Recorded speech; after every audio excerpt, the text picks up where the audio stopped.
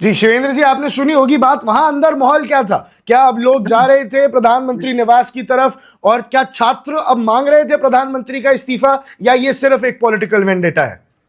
देखिए, कल जिस तरह से जो कुछ हुआ है, जिस तरीके से आज मैंने आपको वो तस्वीरें दिखाई, सैकड़ों जूते चप्पल पड़े हुए, उसमें महिलाओं की चप्पलें अलग से पहचानी जा सकती थी क्योंकि उनका चप्पलों का थोड़ा सा डिजाइन अलग होता है पहनने जी का। जी। तो वो सारी चीजें हमने देखी। तो उस वो जो तस्वीरें आई उसमें जिस तरीके से लाठी या जो कुछ चला, अब वो उसके पीछे क्या वजह थी क्या नहीं था, लेकिन तस्वीरें जो बोलती हैं आकर, वो जनता में इमोशंस पैदा करती है, भावनाएं पैदा करती हैं। और कई बार आप जिस आंदोलन को, जो आंदोलन अगर लाठी चलती है तो वो आंदोलन हमेशा उग्र होता है, और वही हुआ, आज बढ़ गया। आज जो बात हुई है, जो आपने कहा, मैं बता दूं, अभी तक आज की जो मैं देख करके आ रहा हूं, वो निश्चित तौर पे वहां पर अब प्रधानमंत्री और अमित शाह के विरुद्ध नारे लग रहे हैं, सरकार विरोधी नारे लग रहे हैं, और प्रधानमंत्री का नाम लेकर नारे लग रहे हैं। हालांकि जो जो बात ये कह रहे हैं कि राहुल गांधी या कांग्रेस अपना बात कर रही है, देखिए, आरो जो प्रदर्शन है वो कहीं भी अलग हो रहा है, उसका इससे फर्क नहीं पड़ेगा क्या है, लेकिन सरकार के लिए चुनौती बढ़ती दिख रही है। कौन अपना क्या एजेंडा दिखा रहा है क्या नहीं दिखा रहा है, सरकार से क्या है, वो अलग बात है।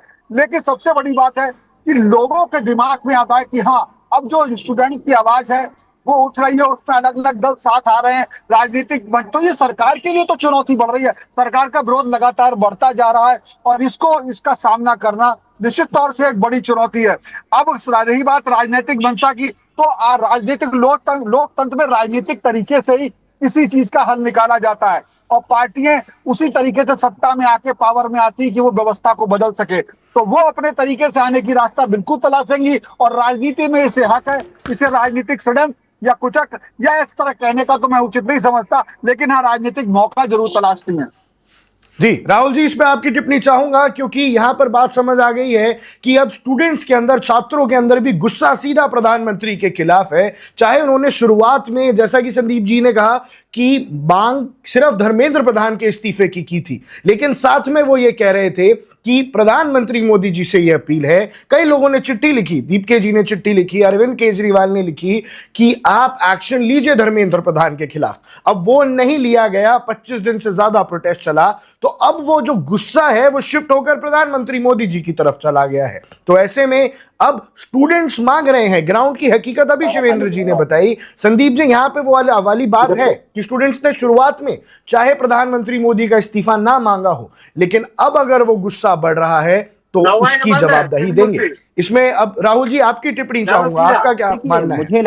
मुझे लगता है कि ये ऐसा नहीं है कि प्रधानमंत्री के खिलाफ पहले नारे नहीं लगे, सनातन के खिलाफ भी वहां पहले नारे लगे, सब चीज के खिलाफ पहले नारे लग चुके हैं और ये नारे लगते रहेंगे वहां। वो ऐसा आपको लग रहा है कि प्रधानमंत्री का इस्तीफा नहीं मांगते, ऐसा ही हो जाता। अगर जो धर्मेंद्र प्रधान इस्तीफा दे देते तो अभिजीत दीपके उठ के चले जाते, बताइए क्या करते उसके बाद वो अभिजीत दीपके वहां से।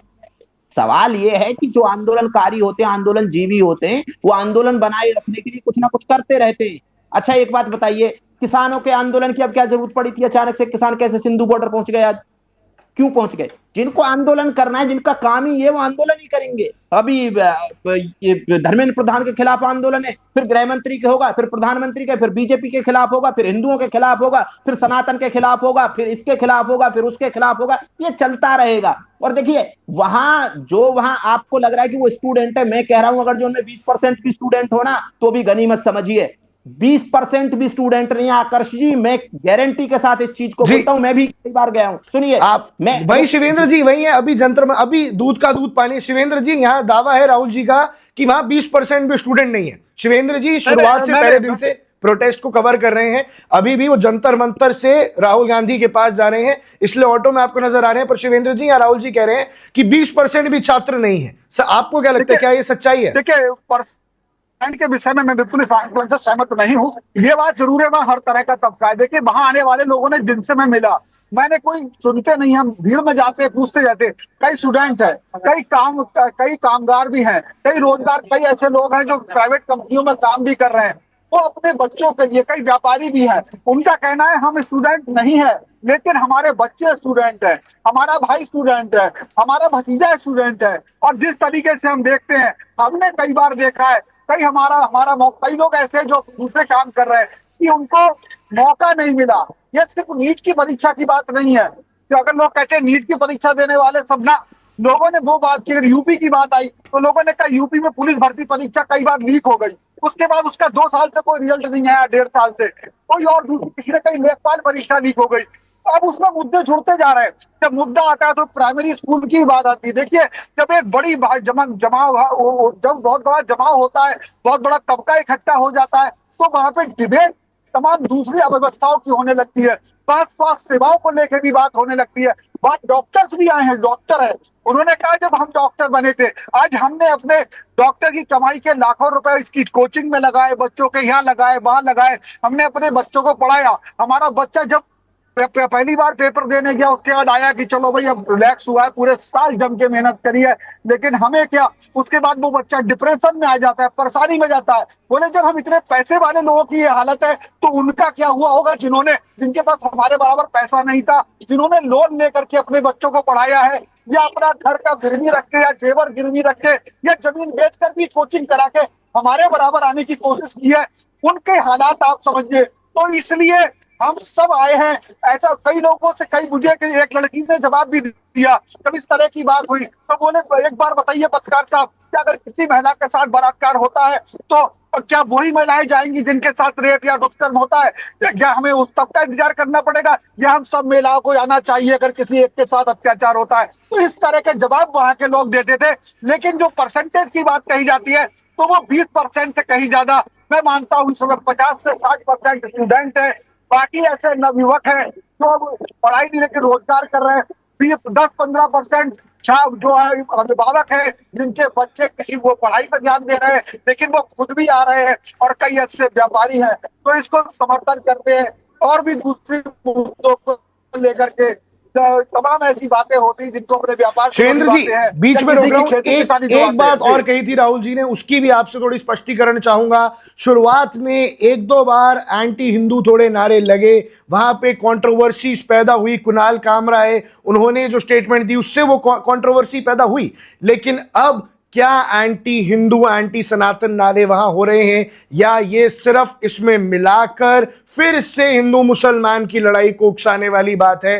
अब क्या किसी भी प्रकार के रिलीजियस नारे वहां हैं? राहुल जी ने जो पॉइंट रखा उसका ग्राउंड रियलिटी चेक आपसे जानना चाहूंगा। देखिए, इस तरह के जो नारे होते हैं उसका वहां विरोध भी कुछ लोगों ने किया है, ऐसा नहीं है, लेकिन वो इस बात पर अफसोस करते हैं कि इस तरह के नारे से हमारा जो प्रोटेस्ट है वो बदनाम होता है। कई लोग नाराज भी हुए, उनकी बात की भी गई और फिर उस तरह से जो को रोकने की कोशिश की गई। लेकिन कई लोग मंच पे आते हैं, वो अपना एजेंडा भी चलाते हैं, लेकिन उनके अंदर समर्थक भी होते हैं। तो ये सारी चीजें हैं, लेकिन आज जो नारे लग रहे हैं उसमें सबसे ज्यादा विरोध इस बात का है कि पुलिस ने मारा है। सबसे ज्यादा विरोध इस बात का, जहां तक आप ले सकते चलिए, बाकी मैं उतर के पैदल चला जाऊंगा। तो उनको जो वहां जो नारे लग रहे हैं वो सीधे सीधे अब धर्मेंद्र प्रधान, उनका मानना है कि लाठी चलिए, दिल्ली में पुलिस अमित शाह के जो है कंट्रोल में है, तो अमित शाह को लेकर भी बहुत नारे लग रहे हैं कि पुलिस जो अमित शाह ने लाठी चलवाई है स्टूडेंट पे, और अमित शाह चूंकि और नरेंद्र मोदी को बिल्कुल एक ही माना जाता है, इसलिए वो वहां पर ये सब बातें हमारे माइक पे लोग हम कहते क्यों लगा रहे हो तुम? अभी तक तो कह रहे थे कि धर्मेंद्र प्रधान इस्तीफा दे, कल आपकी जेपी नड्डा से बात हुई है, बोले कैसी जेपी नड्डा से बात हुई, उधर बात होती है, इधर लाठी चलवाती है, तो ये कोई बात नहीं है। तो लोगों के अंदर नाराजगी ये है कि सरकार कोई हल निकालना नहीं चाहती, और जो बातचीत करके भी उसे किसी तरह प्रोटेस्ट को चाहे वैसे चाहे डंडे के बल पे खत्म करना चाहती, ऐसा लोगों की भावनाएं हैं, क्योंकि उनसे कम्युनिकेशन गैप सरकार का बढ़ रहा है। अगर सरकार ने संवादहीनता दिखाई, क्योंकि आज 1 महीने बाद जब कल ये प्रोटेस्ट सड़कों पर 50,000 या 20,000 या 40,000 लोग उतर आए, तब उस समय पहली बात उनके प्रतिनिधिमंडल को बुला करके